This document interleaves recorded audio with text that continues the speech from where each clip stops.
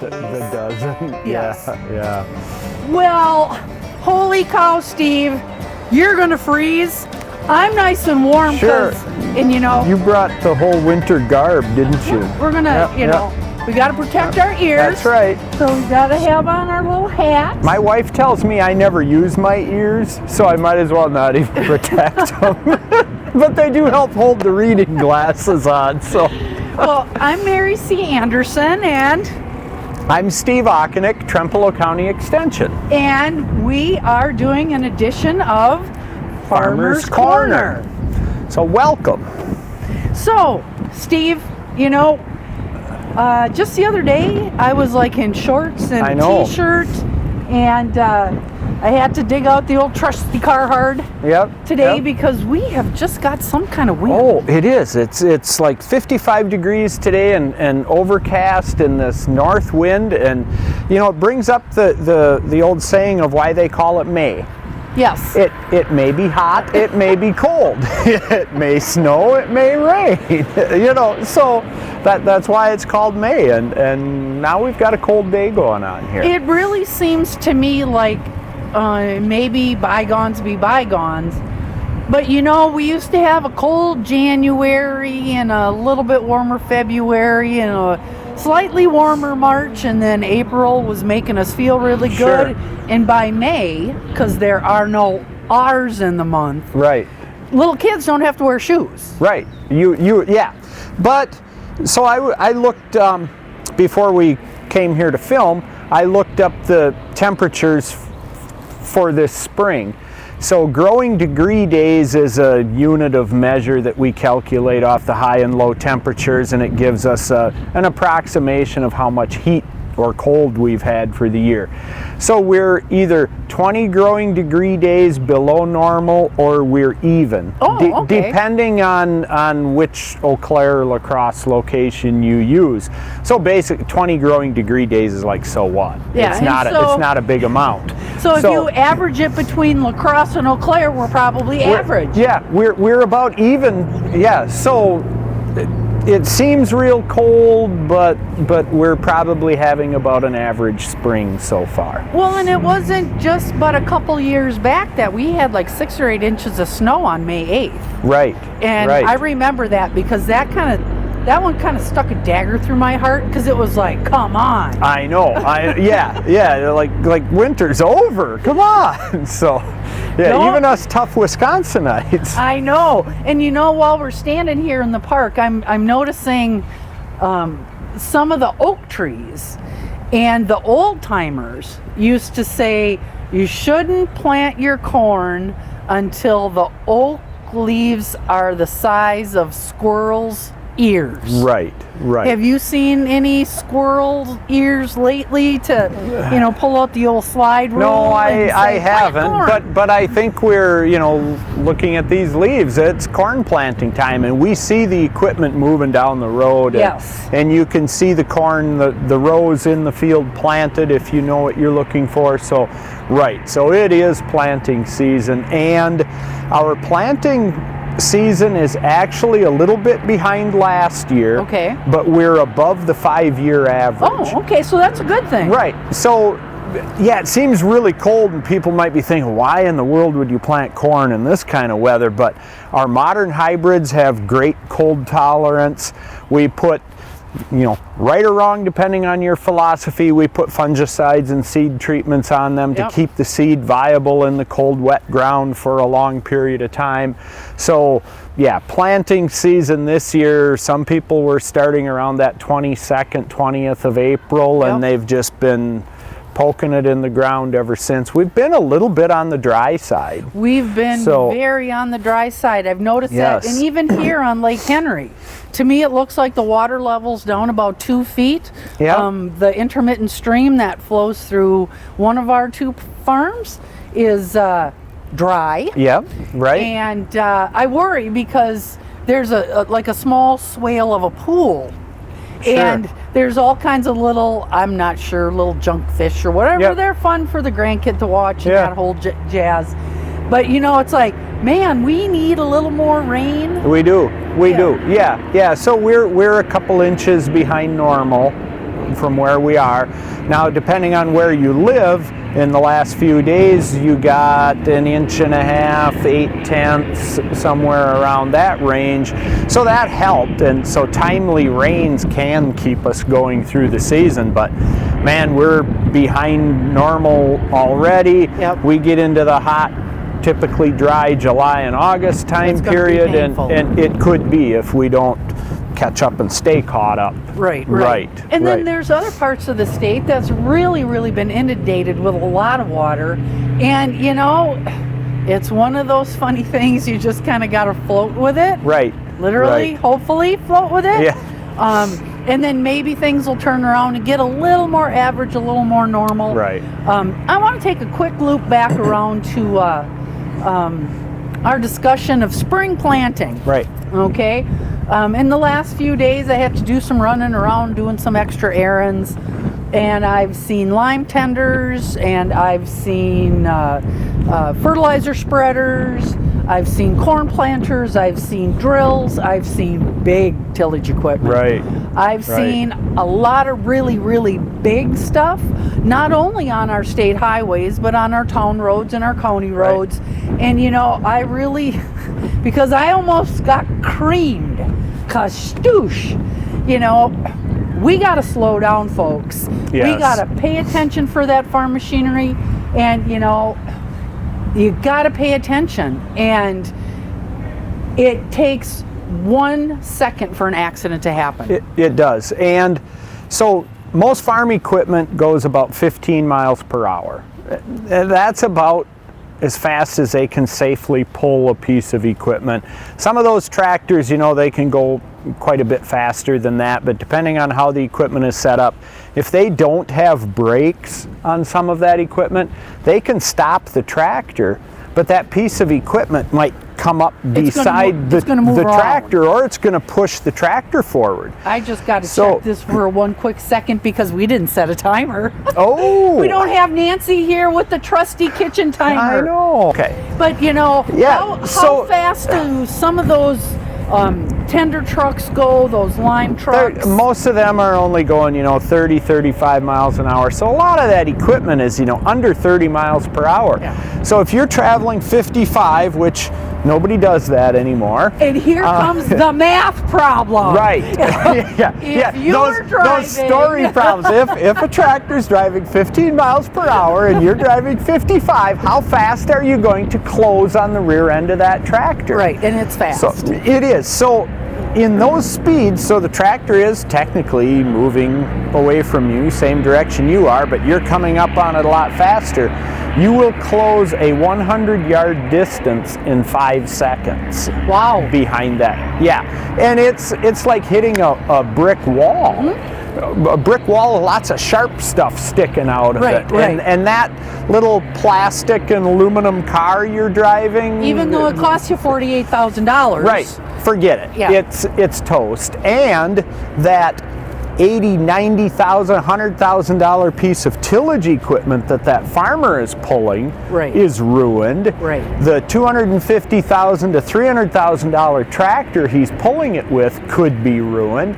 Not to mention you could both die. Well, and funerals are expensive, so tack on another $20,000 to $40,000 there. Right. Or $100,000 million in hospital bills. Yep. You lose your summer. You don't get to go on vacation because now you're in a body cast. Right. Because you didn't take 3 seconds to put your cell phone down. Right. To pay attention to the road and slow it down. Slow it down, right. So we've all got places we want to go. We've all got things we want to do. Work appointments, doctor appointments, kids at practice, you know, the whole works. You know, leave 10 minutes early, and you know what? 99% of this stuff, if we're late for it, the world's not ending. So what? Yeah. Everybody got to where they wanted to be. In one piece. Yeah. And that's so important. You know, life is precious. We need to really take care of it. Exactly. Yeah. And, you know, our farmers, they haven't really been riding on a seesaw. You know, you're right. I've noticed the price of beef cull cows is swinging all over the place. heavy steers are swinging. Price of corn seems to be right now on a kind of a perpetual incline. Right. Do you think that that's going to hold through till fall harvest, or is everybody going to get a little corn crazy and shoot themselves in the foot? Roll of the dice? Roll of the dice. I don't know. So our prices increased last fall when they normally decreased. Right. So typically we have 1 year with that pattern where it increases into fall and winter. Okay. And then throughout the next season, now we're planting, so the price is high so that we get all the acres planted that we need. And then as the crop begins to develop, barring any weather problems. Yeah, that's the stickler. Well, so South America has some drought issues going on. They grow a lot of corn, soybeans, and wheat. Our western areas, western corn belt into the wheat belt and stuff has been dry, so there's some production issues there. The fear is if the drought spreads east into, we grow a lot of corn and soybeans in Trempealeau and Jackson counties, but it's still a pittance compared to, the wall-to-wall corn and soybeans in Iowa and Illinois. If those areas get dry or drier, there's concern there we'll have a short crop. Right. So that's one reason the prices are going crazy high now. Because the speculators are nervous. Yeah. Well, everybody hates speculators, but we need them. Oh, right. So if weather holds and we grow a good crop, we would probably see lower prices by fall. The other big wild card in there is world trade. Okay. So all of the stimulus money that they've been throwing out there has weakened the US dollar. So $7 corn here in United States is cheap when foreign currency is buying that corn. Right. So yeah, we're like, wow, $7 corn, this is great. That's the July price right now, $7 corn. But it's cheap when you're buying it with Chinese, what is it, yen? Yes. Okay, whatever Chinese money is. I don't know the names of my international currency. No. I'm lucky I can figure out American money. International travel for me is going to Rochester, Minnesota. But anyway, so that's what's holding the prices up now. China feeds a lot of corn and soybeans to hogs, but they've been battling that African swine fever for a couple years now. Are they getting on top of that Well, at they all? thought they were, but now it's reared back up again. And kind of like this COVID thing we're dealing with. Yep. About the time we think we're ready to just open up the doors and give her, then all of a sudden, maybe not. Yep. So that's kind of what's happening with the prices there. So, new crop corn is $5, close to $6, which is very good. Right. So hopefully farmers can lock some of that in and they can actually realize that price. Yeah, that would be really good for our grain producers, because it's been a battle. It has. It's been a battle, and the thing that always kind of sticks a dagger in my thigh is that the farmer has all the risk. Mm-hmm. Right. The man who sells him the seed, once he gets his check, life is good. Right. The fertilizer and chemical dealers, once they get their check, their life is good. Right. And the farmers always seem to be the one that kind of get pinched. And I just think it's really important that we always take our hats off, because I like to eat. I know you like to eat, and I bet you everybody watching this show likes to eat. Right. And so we've got to really take our hats off to our producers, and hopefully things will be better for our crop grain folks. How about our livestock producers? Well, hog prices have been relatively strong. Exporting a lot to China to cover some of their pork demands. They consume a huge amount of pork Right. per person, so we've been exporting to them. Beef is kind of wonking around in there. It Beef doesn't know what it wants to do. Yeah, it doesn't know what it wants to do. Hopefully summer grilling season buoys that up, but there's a lot of cattle out there Yeah. to meet demand. So Right. so that's been kind of soft. Dairy, you know, those poor dairy guys. What's milk it's at just, you know, I haven't looked lately. I think it's around that $16, $17 per hundredweight Yeah, range. they and always future it out as a couple dollars more, but when the check actually comes, It's low. It's low, and you know, break-even prices are around $20 a hundredweight with the current grain prices. You know, around here, most farms grow their grain, Right, so they're right. not buying it. But still, if you've got, you know, a bin full of corn, and geez, I could sell that for $7 in town, or I can feed it to my cows and maybe get the equivalent of $4. Right. You know, it's kind of disheartening. Yeah. You know, so And it's sad to see that vertical integration, because that always crushes the population, regardless of what industry you're in. Right. It squeezes people out. Yep. And you know, land values, from what I've been hearing and seeing, land values are a little bit on the nutsy side. Very, very much a seller's market. yeah, yeah. I mean, homes. Homes, right? Boom. Sign goes up on Tuesday. It's gone by Thursday. Yep.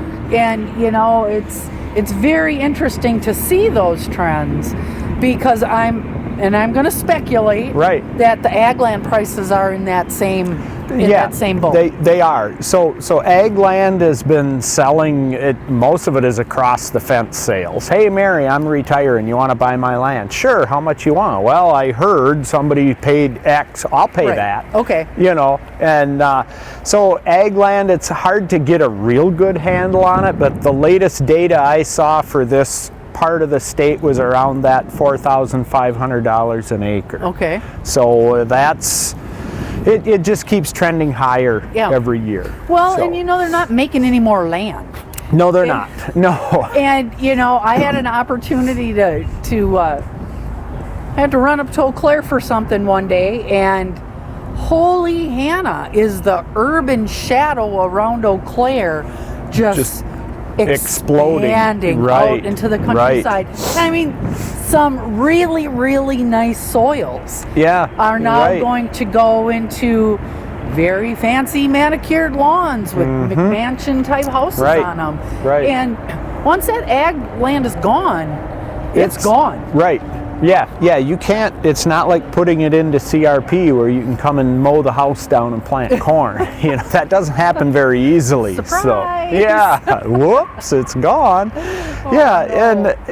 But then on the other hand, you know, up until just this last year, we were producing way too much ag commodities. Yeah. So this idea we have to save our ag land, I understand that. Right. But at the same time, the market is telling us otherwise. That we're doing okay. That we're doing okay, yeah. So don't hang me. But no, it is disheartening to see some of those nice level fields, growing houses. Yeah. But I don't know how to. We've only got a few nice level fields. Right. But we've right. got stuff that, you know, Yeah. the nail biter fields, you know. Yeah. Those actually might be a good place to put a house, as long as you can get up there in the wintertime. But And the fire truck can get up there so you can get insurance. exactly. Yeah. So land rent is the other thing that can get out of hand as we get these high prices. Usually the first year of high prices, it's not too bad, but now come the fall, guys are like, wow, I'm going to add some more acres. I can make a pretty good living here. Right. So then they start bidding up the price of land rent, and then that gets crazy high, and whole pendulum swing. We saw that in the drought of 12 and 13? Yep. Was it 12 Right. and 13 or 11 and 12? 12 was very dry all summer long. 13, the spring started out very wet and then turned dry in the summer. So we Yeah. had crazy high prices buoyed by crop insurance And $7 corn. and land. Yeah, and land went phew, for rent, and then it took a while for it to come down, which was part of the pain that was felt by farmers, livestock and grain farmers, prior to Right. what the prices we have now. Well, I know in our neighborhood there was land that was bid up to that $240, $250 an acre, and farmers could sustain that when there was $7 corn. Right. But on a 5-year contract to rent your neighbor's farm, No. in year 3 the price of corn is $350. Yeah. And no. that $250 an acre. Nope. Guys were attempting to renegotiate contracts. People had hurt feelings. Yeah. It kind of changed the dynamic in the neighborhood.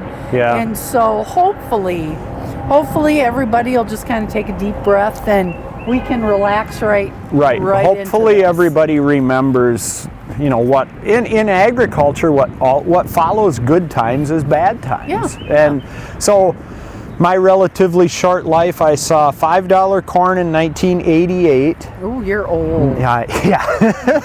I am.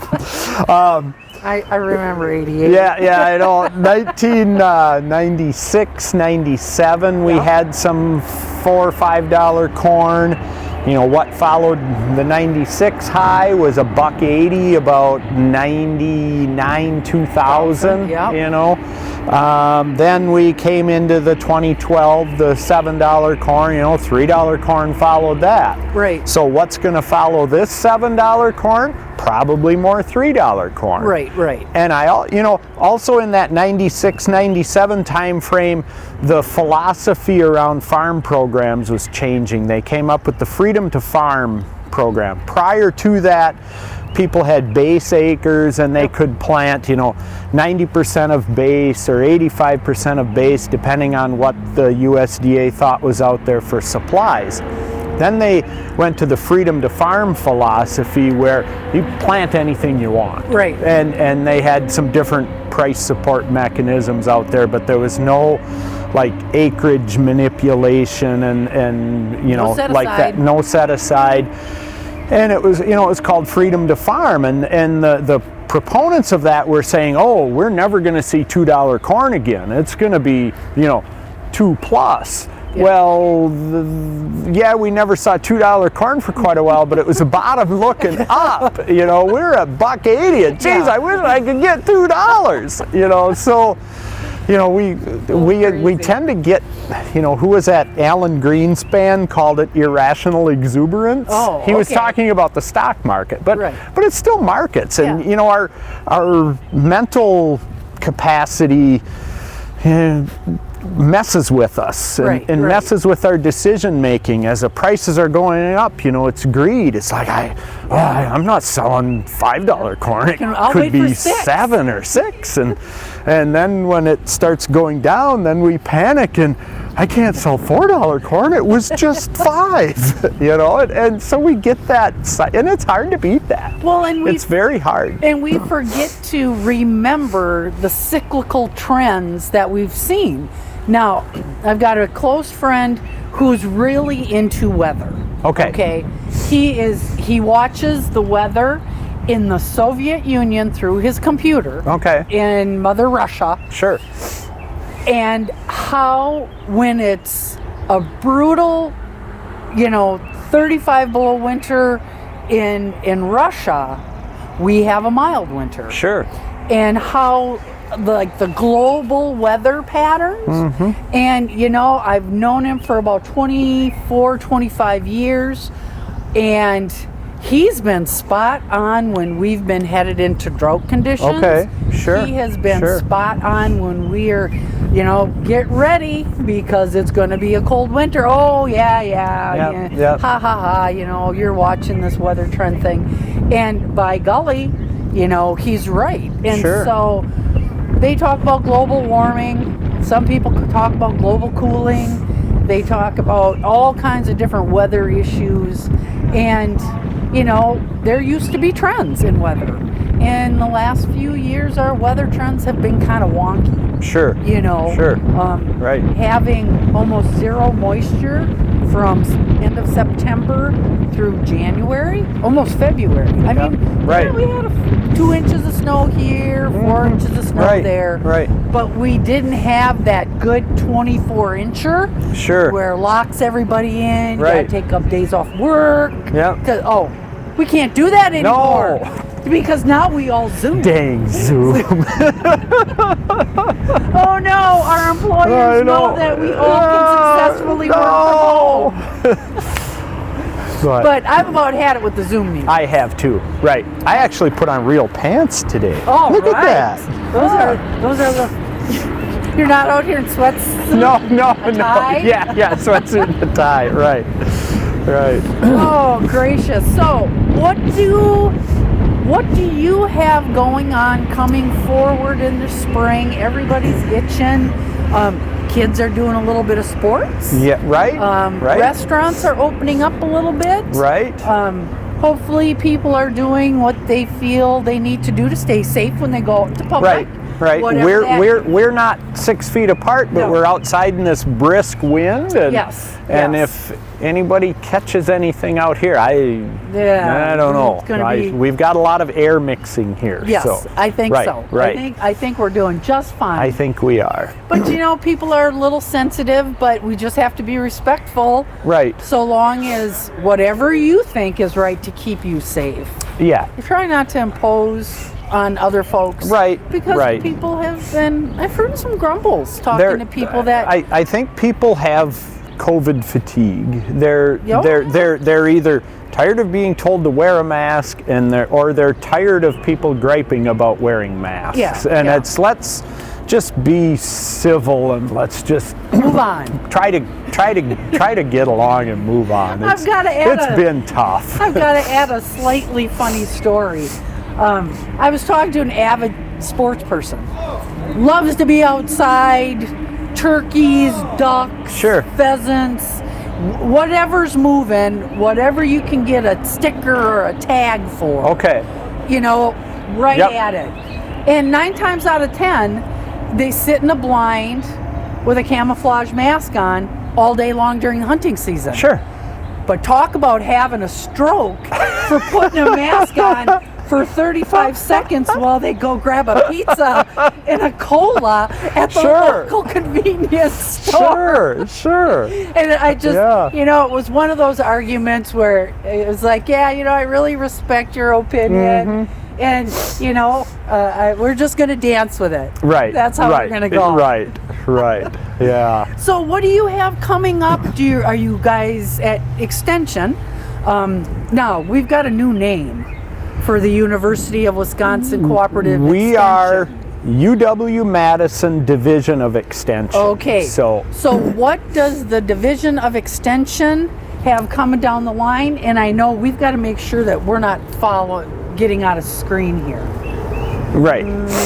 We don't know. We should probably check. You ever talk to one of those people where you end up you're just like walking in a circle and you start out at the pickup truck and before you know it you're halfway down the barn? Right. Okay, we're just going to take one slight. Yes, the yellow board. Yeah. Okay. Yeah. I think we are good with our camera check. All right. So you now are working same place, different name. Right. The Division of Extension at the University of Wisconsin. Right. And you've got some extra duties now. Well, yeah, so September 1st, I was assigned also to Jackson County. Oh, okay. So, which I live in Jackson County. Do you know anything about Jackson County? Touch. And the thing of it is, unless you see the sign that says Jackson or Trempealeau County, it's hard to tell. You don't know which one you're in. So September 1st, I took over duties as the Jackson and Trempealeau County agriculture agent. Okay. So I'm programming in both counties. So gearing up for in-person educational programs this summer. So we had a pasture walk already last week. The weeks have really blurred in together here lately.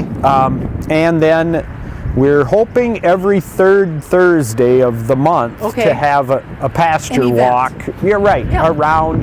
And what a pasture walk is, anybody's welcome to come. Right. Whether you're a livestock producer or you're just curious. A foodie. You want to find out what's going on the farm. Yeah. And many of the people in the grazing group do some sort of direct marketing. So if you're a foodie, come and find out and get hooked up with some great beef and chicken and lamb and pork and whatever else you got. So anyway, so a pasture walk, you go to a farm, a person who grazes animals outside, and we walk around their pastures and we learn from them of what they're doing. And the best part about this grazing group is that they are more than willing to share not only their successes but also their failures, so that we can learn on their dime and we don't make those mistakes ourselves. They're always a good, open, supporting group, and I really enjoy learning from them. I learn probably more from them than they learn from me. So. Well, and we've got, I've been involved in grazing since like forever. And we have got some fantastic grass producers. That some of them are conventional dairy. Some of them are organic dairy. Some of them raise heifers. Some of them do finishing beef on 100% grass. I mean, the spectrum is all over the place. And I'm always so impressed because everybody seems happy, even in times when things are and they all want to share what works, what doesn't, and they're welcoming. Come on in, sit down. Usually there's a little bit of a snack time or some treats. Sometimes, not always, but they open up their farms, which is really, really great for the betterment of the entire ag community. It is. And it's fantastic to see those neighborly relations. So Mary, explain to our viewers the difference between having a pasture and some animals outside versus managed grazing, what we're talking about here.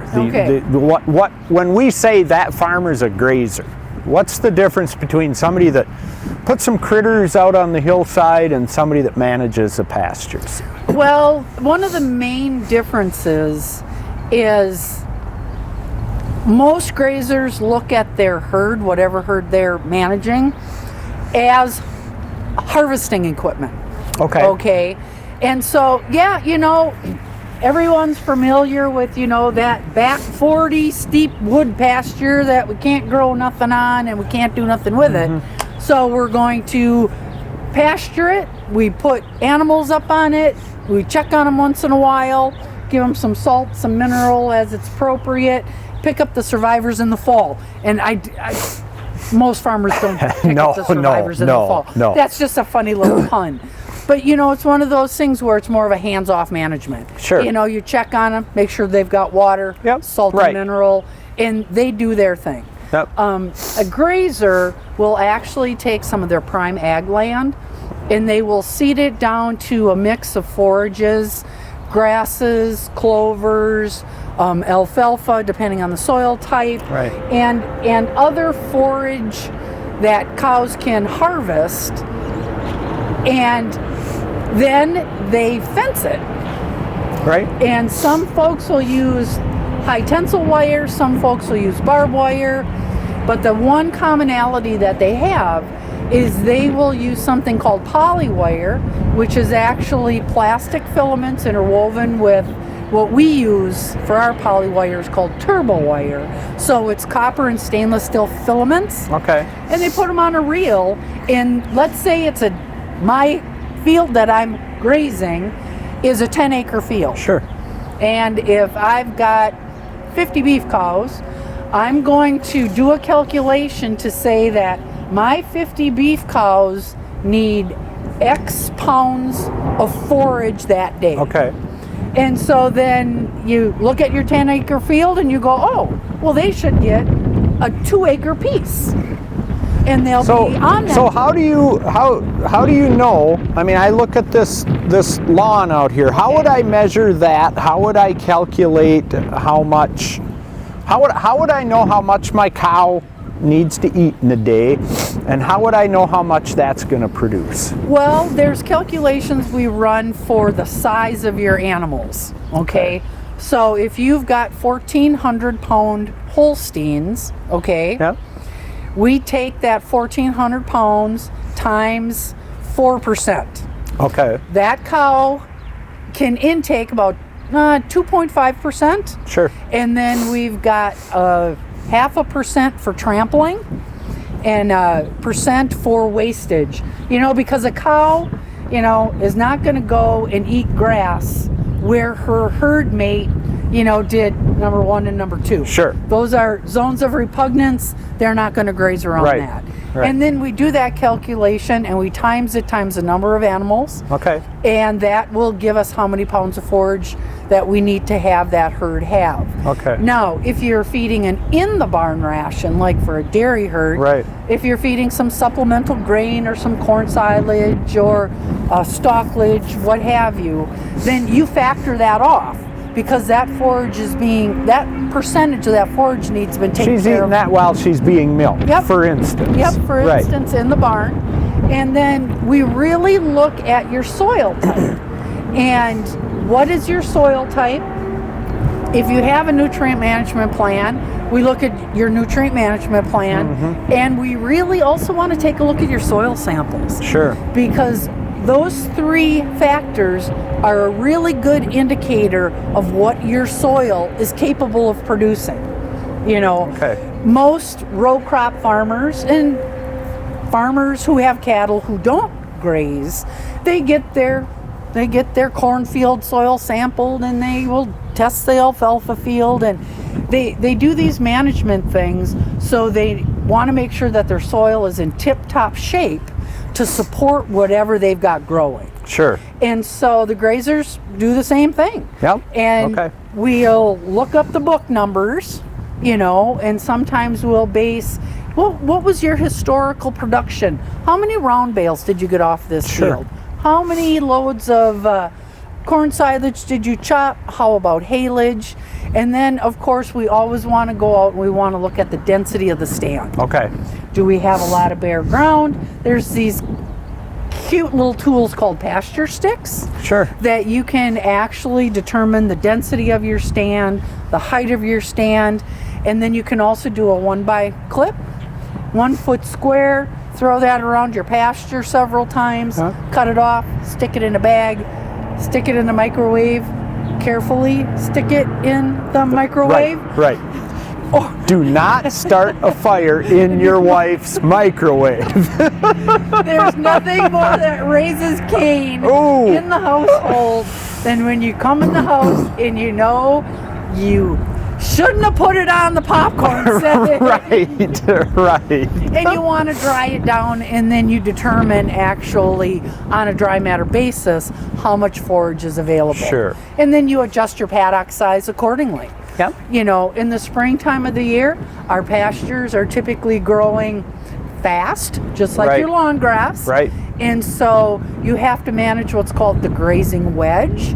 So you look at all the acres that you're pasturing, and just for instance, on our farm, we will start our grazing wedge early, and at a point, probably about a week or 2 before we're ready to go out and take a hay crop off, we will stop the herd where they are in the rotation, take them back to roughly the beginning of the rotation where Sure. they started, and the rest of the pastures are made for supplemental feed for the wintertime. Sure. Okay, Sure. so there's that balance. Now, because Wisconsin tends to be Wisconsin, and we get hotter and drier as we head through the summer months, we will maybe take half of our pasture land and make hay on it Sure. for winter feed for first crop. Right.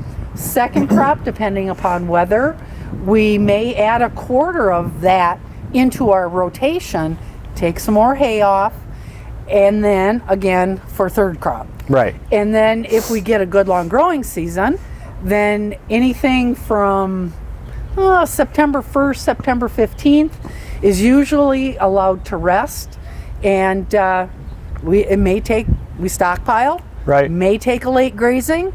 If we're not happy with how a pasture produces, we'll look at it sideways and say, okay, in November and December, we're going to put the whole herd in there and we're scalping it down to the ground. Okay. Then that way in the spring, we can go in and begin to manipulate that to improve it or put it in another crop. Okay. But there's a lot of management behind grazing, Sure. which is different than pasturing. Okay. So, you know, I'm hearing a lot of scientific calculations going on there. You know, so if I was a new grazer, Yes. I would be doing a lot of that. But I've got a hunch that after a while, these seasoned pros like yourself go out and look at that pasture and go, I'm going to divide that field into 4 sections and I'm going to put my herd in there and that's going to work. And then Saturday's going to come around and we got a family event, so we're putting them in the Saturday night pasture. Right. You know, and that Saturday night pasture can be that pasture where, you know, that's where they go. Hired man's going to worry about them. Sure. No big deal. Sure. But you do train yourself, just like when a farmer looks at his alfalfa, Right. to know that it's, hey, I need a feed of this quality. Yep. I'll go look at my plants. I'll say, this is about what I need. Bring the hay bine out and let's go. It's time to cut. Yes. Right. And there are multiple grazing specialists sprinkled throughout the state of Wisconsin.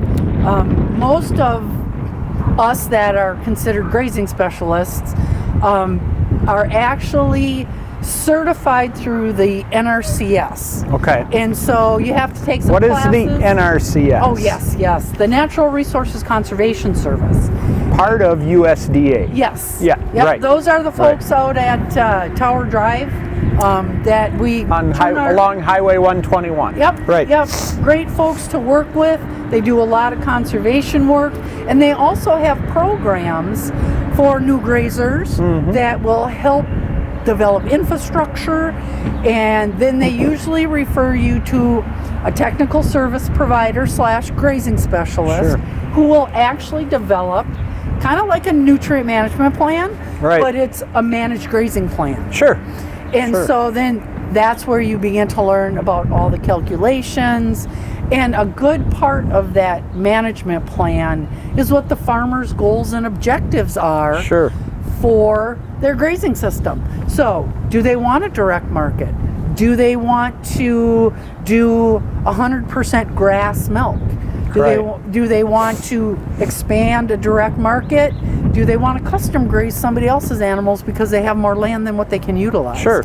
And so it's really... Or do they want to take the heifers from their 500 cow confinement dairy and move them out onto that rugged hillside that they really can't utilize, but yet they want to manage that rugged hillside to get the most production out of it as possible. Yeah. So there's a lot of different ways it can be done. Exactly. And you know, one thing, with my new position as the Conservation Ag Specialist for the Wisconsin DNR, Bureau of Wildlife Management, I've gotten a really nice opportunity to travel the entire state. Okay. And you know, there's all this scuttlebutt about the big industrial dairies on the cursed soils, soils on the east side of the state. But because of the fantastic work that the university has done researching growing dairy heifers in managed grazing operations, increases the longevity of that animal once she joins the milk string. They actually have higher rates of gain. They produce more milk. They're kind of, you know, it's a Joni Craig exercise program, because they're out there, they're harvesting their own feed, which they were designed to do to begin with. But a lot of these really big mega dairies, 1,000, 15, 2,000 head, they are really jumping on board with having all of their replacements raised as soon as they're weaned off of milk. Okay. They go to a custom heifer grazer. Okay. And it's cheaper Sure. to raise them in, which is a cost savings, because even the big guys with unstable milk prices, Right. they suffer just as much as everybody else. They do. But their numbers are bigger. They've Yeah. got more zeros on the end. Yeah. Right. And it's the same. Everybody says, "Oh, they're making money." It's like, Yeah. no. Yeah. And that's one thing we have to remember. I was listening to a common news feed, and there was a lady from National or whatever who said, "Oh, it was when we had that blip where milk just popped up to like $18, Sure. $19. Yep. Oh, the farmers are making money now." And it's like, wait, for 4 years now, going on 5 years, Right. they've been producing far below the cost Right. of production, and 2 months or 3 months of a cost of production milk check Yeah. doesn't make up for the last 5 years. Absolutely not. And No. I don't know, Steve, if people don't know that. I don't think they can wrap their head around it, because most people go to work and their check is automatically deposited once or twice or 4 times a month, whatever, Yep. and it's always there. Yeah. And unless they get laid off, the company closes, whatever, it's there, and they don't. And to pay to go to work Right. is a concept that just misses a lot of people. So a farmer, every day it costs money to run that farm, whether they're grain or dairy or chickens or whatever. So you're paying out money, you're getting money back in, but if the money you're paying out is less than what you're getting in, Yeah. that's a serious issue, and you just begin to erode if you have any savings, that gets eroded. Equity, what you often see is the tractor that should have been replaced 5 years ago is still limping along. The barn roof needed to be replaced, but that's still limping along, and that's how they get through this. Yeah, I did have to explain to what I'll call an urban dweller, and let's face it, Trempealeau and Jackson counties, they're rural counties. Right. Yeah, we've got small towns, but we don't really have an urban right. mindset, an urban setting. I had to explain to a deep, big city urbanite that it takes 2 years to take an animal from being born to being a steak. Sure.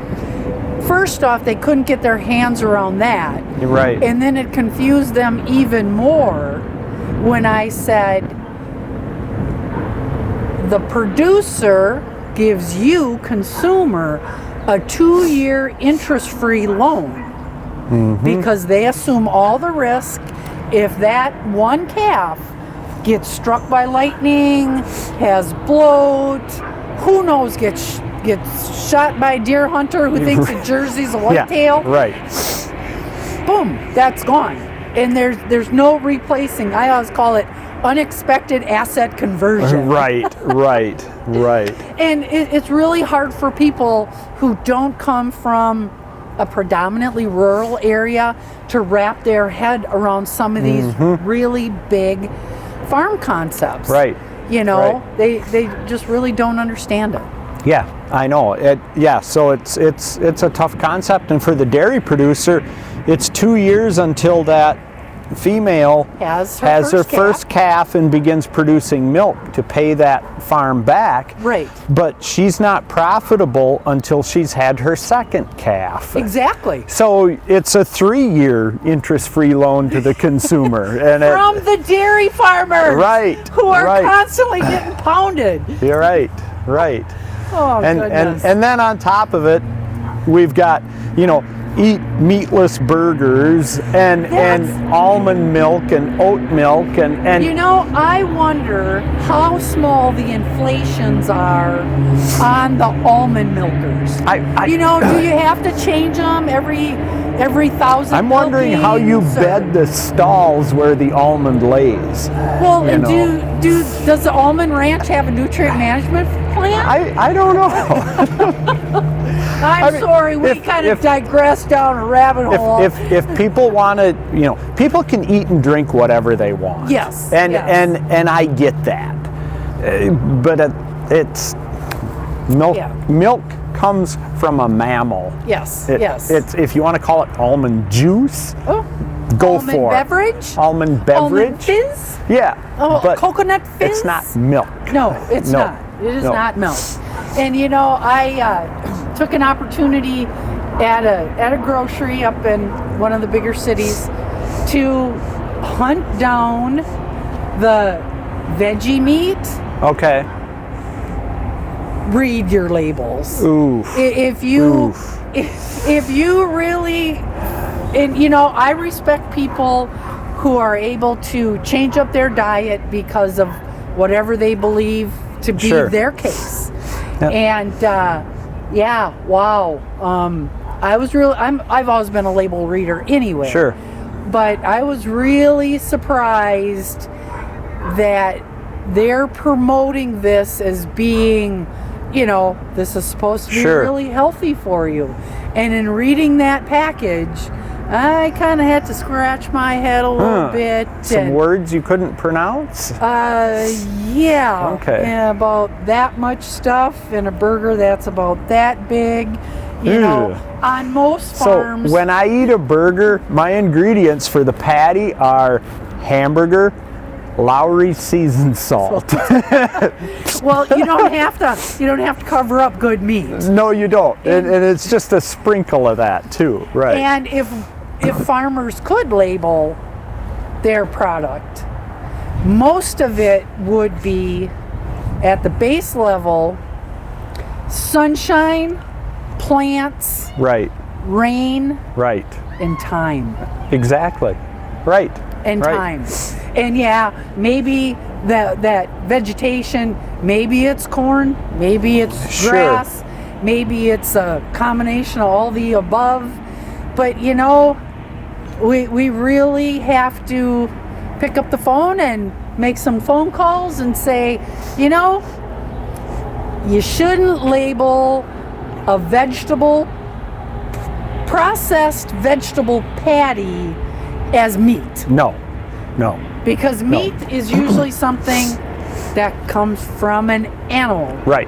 Just like milk is something that comes from an animal. Right. Yeah. Right. So, interesting discussion. So we hit the whole gamut of grazing. We did. And now, are you going to be doing any integrated pest management workshops? Yes. So pre-COVID, we would do a field day or two during the summer for pest management.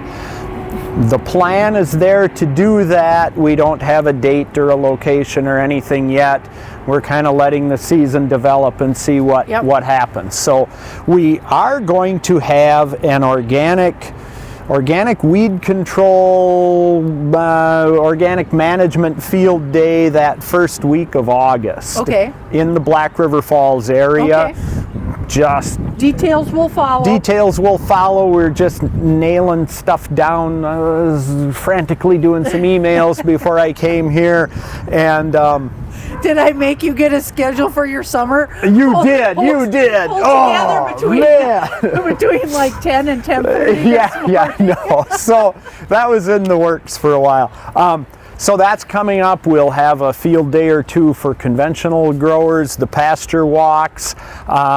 Summer, of course, is fair time. Hey, and that's a topic. Is it not? What are the details? It is. Both counties, Trempealeau and Jackson County. We have some viewers in Jackson County, thanks to Tri-County Communications Cooperative. So yes. Now you're going to ask me dates. Watch and we will tell you. But right. be sure to get your fair forms in on time. Yes, it's going to be the full fair. Okay. Barring any major catastrophe. Right. So prior to COVID, oh, the fair happens every year. Well, so anyway, but the plan is to have a fair in both counties, a full-blown fair, and so that should be good. Also, our youth people, Adam Trunzo, Andrea Ripley, are getting science camps and stuff like that geared up again for the kiddos. So I do a couple weeks of that every summer, working with the kids and teaching them about agriculture and science and everything. You have to do a soil pit and teach them about the horizon. I know. When I did 4-H camp years ago, okay, I had a soil scientist, Larry Natsky, out of Eau Claire with, at that time, the Soil Conservation Service. Sure. Same people which is now NRCS. Which is Natural Resource Conservation Service.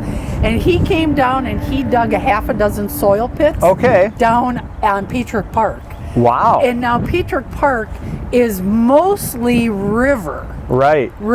But he was able to go into a couple of the wooded spots and kind of right up next to an agriculture field that had a little bit better soil types. Yeah. And that year in the crops and vegetable department, these kids must have ran home from fair camp or 4-H camp, and they must have all done soil profiles because we must have had 20 of them. Oh, and wow, cool. They super glued the grass to the top of the poster. And then they had yellow sand. And it was just awesome. Fun. Awesome. Yeah, I love a good soil pit. There we go. I'm a soil nerd here. Everybody likes playing in the dirt. Right. 10 minutes. Okay. So so we've got those science camps going on, and you know, we'll flesh things out as we go, and had a few contacts with local libraries and stuff like that. They're gearing their programs up, so myself and our horticulture educator, our Caitlin O'Brien is our horticulture. She's part-time with Trempealeau and Jackson County, so she's getting pulled thin in all different directions. But do you think Caitlin would have a time to maybe sit down with us and visit on Farmers Corner? I would think she would. That would be awesome. Right, get her introduced to the county. But we've talked about doing some programs with some of the libraries, teaching people about plants and planting and that type of stuff. Well, that's important because there's been a little bit of a resurgence of everybody growing their own stuff. There has been. And we'll have to check into how readily we can get canning lids. Right. Those were gone last year. Last March, before the zombie apocalypse is coming. Right. Well, Steve, this was fantastic to get together again. Great to see you. Yeah, I know. My ears are going to fall off, but I don't use them anyway. So. And thank you for joining us on Farmers Corner.